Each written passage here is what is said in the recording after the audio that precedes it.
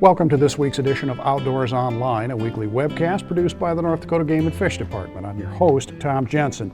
My guest this week is RJ Gross. RJ is an upland bird biologist with Game and Fish.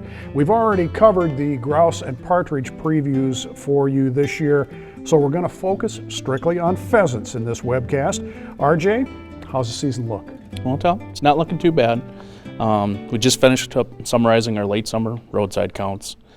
Pheasants, they're down a little bit this year compared to last year, about 10%.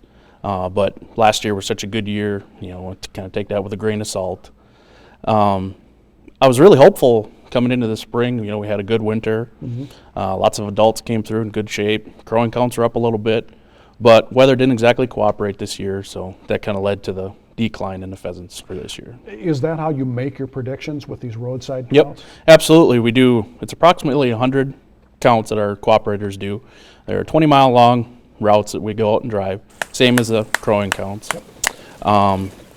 We look at year-to-year comparison of number of adult pheasants observed, brood size, and we look at that, compare that year to year. That kind of determines how the population is doing coming into the fall hunting season. What I want to do for this preview, RJ, is split the state up into 4 distinct geographic regions and cover them one at a time. Okay, let's start with the Northeast. Yep, the Northeast. Not exactly our traditional pheasant hotspot, but still pheasants to be found. Most of the pheasants there are going to be down south, kind of towards the interstate.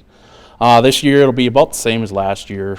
Biologists, cooperators saw about the same amount of pheasants, broods, things like that. So where there's actually good pheasant habitat in that district, there should be pheasants to be found. All right, let's move on to the Southeast. Now this is an area that used to be very good pheasant land. The habitat has kind of changed over the years. How are we looking now? Yep, yeah, you kind of hit the nail on the head. It's definitely a changing landscape down there. That's kind of where we're losing the most of our CRP, so that's discouraging. This year they were down a little bit. Brood size, number of pheasant observed, unfortunately, but I think down there, wherever you can actually find the habitat, it's going to be very localized. It's still, the habitat there is good, it's just limited. So you'll find pockets of birds if you look hard enough. Absolutely. Yeah, might have to do a couple extra sloughs, a couple extra walks, things like that. Let's move on to the Northwest. Yep. Northwest was actually a bright spot this year.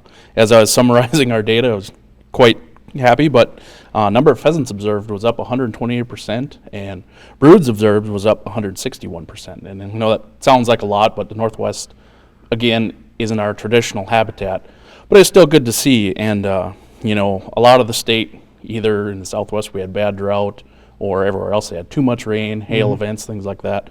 Northwest was good. They had good nesting habitat, good brood habitat, and they had a good insect hatch, and that came through in our survey. So I think hunters should be able to find plenty of birds out there with lots getting added to the population. Sure, weather's a little more temperate out that far west and things, so absolutely. things are going well. Yep. The bread and butter spot, I guess if you want to call it that, of course, the Southwest. The Southwest. And this year it was down 20% compared to last year. But again, last year was such a good year, great production, things like that. So even though they're down, that's still our best area. It's going to be the most pheasants, best habitat. So hunters should still find plenty of birds down there. Again, you might just have to walk an extra cattail slough. Are you finding any trouble spots with the pheasant population? No trouble as far as the population. I'm actually happy with the population. The thing that concerns me is the changing of the landscape, all the CRP we're losing. In our heyday, we had 3.3 million acres. I think right now we're around 1 million acres. So, as people are going to see, as we continue to lose this habitat, pheasants are going to keep going down, down, down type of thing. Any regulation changes that hunters need to know about in the proclamation? Nope, not this year. Just encourage everyone to look at your small game proclamation, be up to date on the regulations and rules. All right, another good year. Yeah, hope so. All right, thanks, RJ. Thank you. You can help protect wildlife from poachers during the North Dakota hunting seasons this fall. Use the RAP line. RAP stands for Report All Poachers.